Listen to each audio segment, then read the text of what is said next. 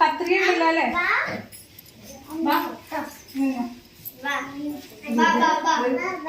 കുഞ്ഞെ പറഞ്ഞിട്ട് ഹാപ്പി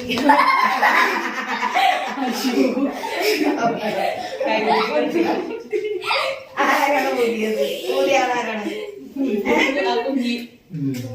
ഇത് അതാണ് ടീച്ചറിന്റെ വീട്ടിലത്തെ രണ്ടാമത്തെ കുട്ടി. അവിടെ ഇതൊക്കെ ചെയ്തേ അവളെ കൂടാൻ വെറുതെ ഹാപ്പി